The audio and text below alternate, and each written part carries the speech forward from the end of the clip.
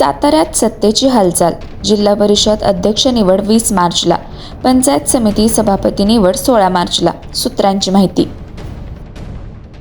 सातारा जिल्ह्यातील स्थानिक स्वराज्य संस्थांच्या राजकारणात लवकरच मोठ्या घडामोडी घडण्याची शक्यता आहे.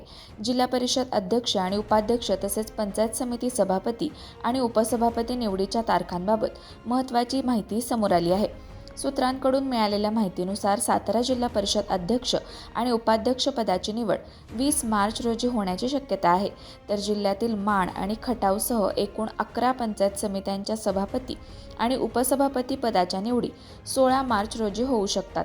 या संभाव्य तारखा समोर आल्यानंतर सातारा जिल्ह्यातील राजकीय वातावरणात चांगलीच खळबळ उडाली आहे.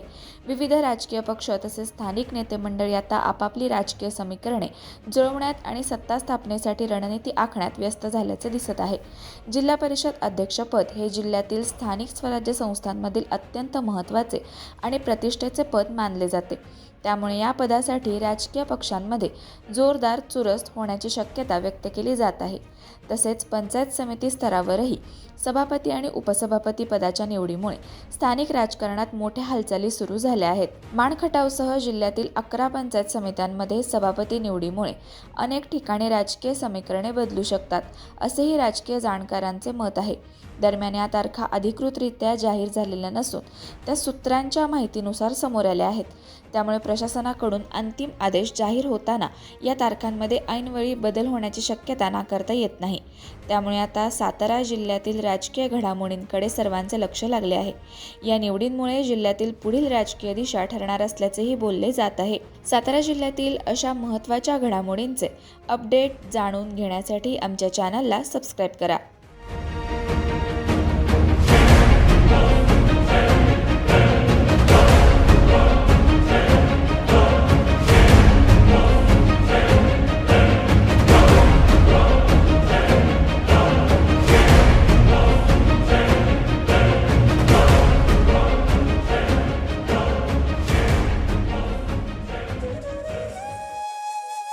अशाच नवनवीन अपडेट्ससाठी आमच्या खबर गावाकडची या चॅनेलला सबस्क्राईब करा. आमचे व्हिडिओ लाईक करा आणि शेअर करा. धन्यवाद.